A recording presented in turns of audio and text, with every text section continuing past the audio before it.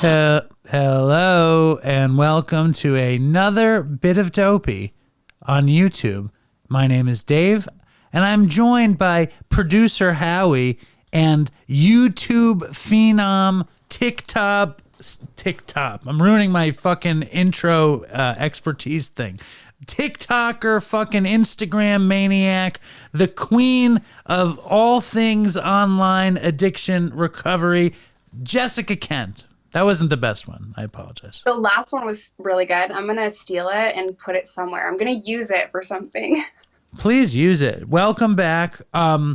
We have Howie also. Howie, pop in here.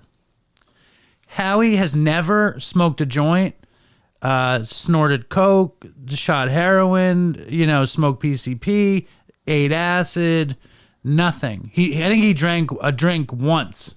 That's how abnormal a normie Howie is.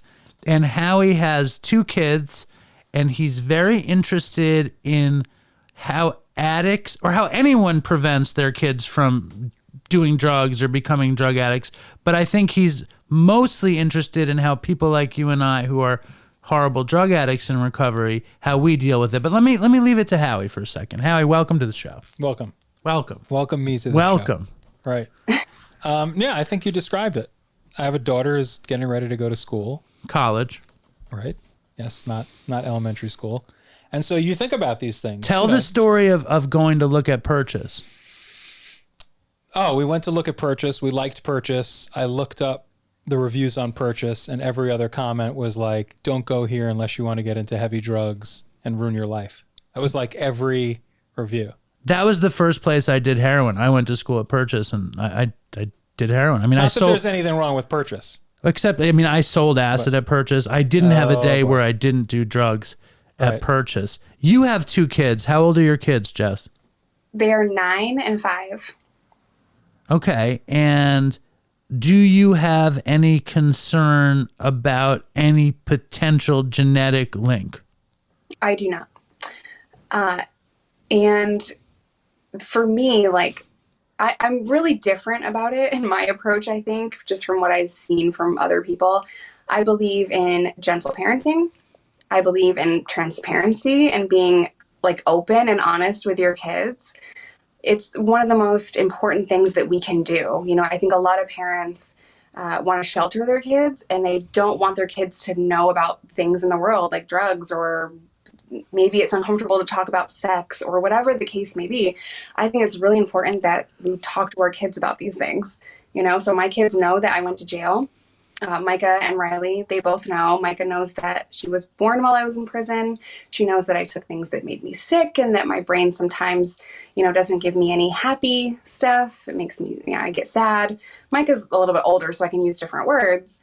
But I'm very transparent and open with my kids about mental health, how we manage our emotions, my past, and all of that stuff. And that's what I think is going to be the key for them.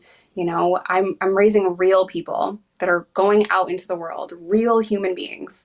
And I would be doing them a disservice if I didn't share with them, my past and everything that I know and all that stuff. I do the same with my 11-year-old. Not obviously, my 3-year-old doesn't know anything about anything, but she's 3. But my 11-year-old, she knows I got clean when she was 4, 4.5. So she kind of holds that over my head from time to time. And I say to her, you need to be careful. I just had a guy on the show who is from our town, who went to the school that she is going to and was smoking weed in 6th grade in her grade. You know what I mean? So it's I'm kind of telling her listen, I would prefer it if you were honest with me. You obviously don't have to do anything, but just know that I liked this stuff too much. And some people believe that if you do it, you might like it too much too. That's kind of my beginning, my cautionary tale for her. And she seems to get it. Do you have those kinds of talks or no? We don't have those kinds of talks yet. We have talked a little bit about alcohol, and some of my friends maybe they have a grown-up drink. So I have talked about that in like age appropriate ways. Like for some grown-ups, they can have a couple of grown-up drinks and the next day they don't want any more and they can go to work. Well, you know, daddy can't, or I can't. Like we don't really, our brain doesn't work the same way. I'm kind of like tripping over my words because it's hard to recreate an organic conversation, but I wait for situations like that to kind of happen in our lives so that they can recognize like, oh, okay, that this person can, but I can't. And you can't see that. You can't see that I can't manage it and it's not healthy for me, but it's okay for someone else. We can't see all the craziness going on in our brain. So it might sound like weird or cliche to talk to like a 9-year-old about alcohol, but they can see, kids are not dumb. They can see that after someone around us has had too many grown-up drinks, like they're acting weird, you know? So Right. My older kid, we go to parties and she sees people drunk, you know, like friends parties, and she like talks shit too. She's like, this woman's always drunk. She's a mess. You know what I mean? And I like that, but 11 is still that evergreen place where it looks bad. You know, if you come from a nice house and you're 11, somebody who's drunk, it's not a good look. But she also has friends in her class that are vaping and bragging about weed and all this shit, you know? Howie, how old is your older one? She's 16. And what do you say to her? I mean, she sort of knows that because it's not around. Our typical conversation is like, it's, you know, it's not an option. Like, you know, if you don't drink at all or smoke at all, your attitude towards it is like, you have to be crazy to even go there, right? Because there's nothing normal. Is that her take? It is, but you never know if that's superficial because she's around it all day in school. I mean, she's around kids who are drunk in school. She's around kids who are high in school. She's in high school. Exactly. So it's sort of like, you know, for us at the kitchen table, it could be like, oh yeah, of course, you know, you don't want to do that. But then, you know, you never at that age. See, my whole thing, and the reason why I thought about this idea is knowing what you know about the dangers of it and where it can go. Does that scare a former addict more than me? Right? Because I don't know. You're saying does it scare Jess or I about our children? Right, because you know, like, wait a minute, when I was that age, I had one, and then all it took was this, and I had more than one, and then all of a sudden, Jess, right? what do you think? And what was your? I want to hear your teen experience too. So for me, like the best thing that I can do right now, my kids are 9 and 5, is to give them a childhood that they don't have to heal from, and to give them stability and love and guidance. And I have to raise them in a place that they feel safe. Typically like empaths like me, I'm hyper aware of people in the room. I'm hyper fixated because I had so much instability. I had so much instability in my life, and I couldn't really trust the people that I was around. Like not just instability with like where I lived, but like I never knew what mood my mom was going to be in, right? So I was always hyper fixated on what could go wrong and what is going to go wrong and how this person's going to react. The best that I can do is just give my kids a healthy, stable, safe home that they feel comfortable in, and have conversations about drugs and alcohol when it happens. People don't use drugs and alcohol because it makes you feel bad. They use it because it makes you feel good, because Right. you want good. No one is going to have like their life together and have a happy, healthy, fulfilled life with no trauma and just randomly say like, I'm going to go do heroin. Like people don't do that. You know, we use drugs and we drink to feel good because we feel like shit.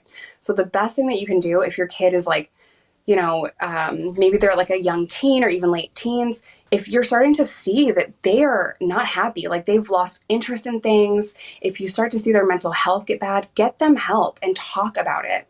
You know, my dad didn't want to talk about anything going on in my mental health. He thought that I was completely fine and that I would figure it out eventually. And that's not the right approach to use when you have a very angry, very depressed, very miserable drug addicted kid. Like that's the wrong avenue to go. How old were you when you had your first drink? 12. Okay, so you were right there. I mean, it's like that's the neighborhood we're talking about. For me, I was like anti-drug, anti-drinking as a kid. I was anti-drug like you. I was like Howie's whole life, but I was like that until I was like 17. And then when I was 17, like I blackout drank and I knew that I couldn't drink. So I started smoking pot. My feeling around my daughter is like, there's nothing I can do to prevent her from living her life. You know what I mean? Like, there's just nothing. I can't, like, I'm not going to be like, you can't do this. All I can tell her is I had this experience and hope that if she enjoys drinking or weed or whatever, that because she knows what happened to me, you know, and that she goes to me and that she's protective of herself. But that's like almost like it's out of my hands. You know what I mean? It's I love my daughter more than anything, but it's totally, it's her life, right? It's not my life. I know it sounds fucked up, but I will be there for her, but that's all I can do. There's nothing else I can do. I think education goes really, really far too. You know, like instead of demonizing drugs, demonizing weed, instead of, you know, saying like, this is the devil, it's going to kill you, blah, like say no to drugs. Like, okay, Nancy Reagan, what the fuck? That doesn't work. It doesn't work. I will never demonize weed in my household. I don't hide it. I have weed on a glass jar on my counter. It's a plant and it is amazing. It's an amazing plant. That is my medicine that I use to treat my mental health. So we have conversations like that too. And I think what was so flawed, you know, 20 years ago is that they demonized drugs to us. They demonized drugs. They didn't put alcohol underneath that fold. And most kids that want to rebel, they're like, oh, this is the worst thing that you can do. Okay, let me try. Well, half of the kids that try it just to rebel are going to get fucking addicted to it. But Jess, do you think, right, I'm with you, you know, and I support your, you know, using bud medicinally, like I do. But, and I'm asking this question. I'm not like putting you against the wall here. I'm asking, if you were a kid and someone was like, bud is for mental health, don't you think you would have smoked it to get high anyway? As a kid, like when you were a stoner kid, like you weren't, I mean, you know what I'm saying? So if we talked about Tylenol the way that we talk about weed, you know? Or vice versa. If we talked about bud the way we talk about Tylenol, then, but bud gets you high. Tylenol doesn't. You take too much Tylenol, you get sick. If you take, you know, 100 Tylenol, that's going to be your last headache. Right. But you're not going to get stoned. You're not going to have a good time. You know, cereal isn't going to taste better. You know what I'm saying? Like it's interesting because I think the slippery slope happens when it's something that feels good. And I think that the not demonizing it is something to keep everything transparent, to keep everything in the light. But then it's kind of out of our hands, you know, like. I think that we're missing here is that the problem is not drugs. The problem is not taking drugs. That's just all we can see, you know, like the underlying issues of substance use disorder are mental health issues. So if we can talk about mental health and, you know, I believe in therapy for like everybody, and we can learn what makes our kids tick and we can figure out who they are as people instead of trying to shield them and keep them in this bubble and demonize drugs. I think we have a better shot, you know? Right. It's like, don't treat the addiction, you treat the pain. You treat the underlying issue. All right, that's good. Howie, what do you think about all this stuff? I love it. That's very enlightening. I like that approach. What have you learned? For sure. Exactly what Jess just said is, I think, like the takeaway. Yeah, Jess is always right. Dave's an idiot. Dave's a moron. Just give your kids sativa and everything will be okay. Just don't let them smoke indica. Don't let them eat gummies, right? No, I like that. Listen, I think this was an interesting parenting segment on Dopey. We never do stuff like this. Did this blow your mind? Huh? I don't give my kids weed. I don't, I swear. Of course you don't give your kids weed. I'm making fun of Howie, not you. He deserves it. I'm not going to give them edibles are so expensive. How much are gummies these days? I don't know. I think like a pack of 10 at my dispensary is like $40 for a pack of 10. $40 for a pack of 10. $4 a gummy. I don't know. I hope it's 10 at least. Did I tell you the story about my friend and his daughter was like 16 or something? And you should listen to this, Howie. His daughter was 16 and they went to someone's house who had gummies and they had never smoked weed and they had never eaten gummies. And just like you're saying, nobody had been transparent about what these things do. And they each ate a gummy and they were like, nothing happened. So they ate another gummy and they're like, nothing happened. They ate the fucking jar. The parent and the child? No, the girl and her friend. The parents were gone. Oh. The girl and her friend ate a jar of this indica fucking dank THC gummy, and she went nuts. She had to go to the hospital because she had a traumatic incident. She got too high, and because she didn't realize how long it takes for a gummy to kick in. When we were kids, though, they would be like, give it 45 minutes. If you were eating weed, they're like, you're not going to get high for 45 minutes. You know, that was like a thing. It still kind of is. Like, it takes Right. like an hour or so, but I get it. I get it. I would never say that you're going to give bud to your kid, just so we're clear. I would never say such a thing. Fuck you up, dude. All right. Well, there you go. I don't want to get fucked up. Say it again. Give away. I said it's way too expensive to give to small children, bro. What about Reese? Does he smoke weed or no? Okay, yeah, I wanted to make sure that we said that publicly here. Took a second. So yes, Reese, occasionally he'll have a gummy or he might smoke a little bit. He's not a huge stoner. It's not really his thing, but sometimes it is a great resource for traveling. He has PTSD. He's a combat war veteran. So traveling is pretty tough on him. So he might take a gummy if he's traveling. All right. And what do you prefer, smoking or gummies at this point? It depends. I found it was smoking before because gummies are just different, but I found these really good gummies that are CBD and THC, and it's like 1/4. It's so calm and mellow that I'm kind of obsessed with them. But I like joints. I love to smoke joints. And what's up with your nails? Real nails, fake nails? What? You think Your these are real? nails. Yeah, they're fake. Wow. Hardcore. Dog broke one today. The dog? Yes. What kind of dog? She's a micro American bully, so she looks like a little potbelly pig. And she's a lot bigger, like heavier than she looks. And she fucking snapped my nail off somehow this morning. All right. And next week, we're going to eat ice cream. If So I have get time, ready. I will try. I will try. Listen, if we don't do it next week, when you're ready to eat ice cream, we'll eat ice cream. All It'll be right. glorious. All right? Are we? Thank Did we you, say? Jess. Oh, You keep so cutting out now. What do we do about that? I don't know. Might be because of the no headphone thing. Right. but it was. It was good until now. So we'll say, I don't think we'll do you want to do a real goodbye so we can do a standalone? Yes. So thank you, Jess. It's always just an amazing pleasure for me to see and hear and talk to you on the show and in real life.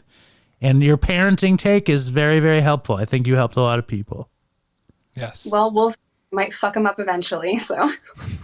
Definitely. And I think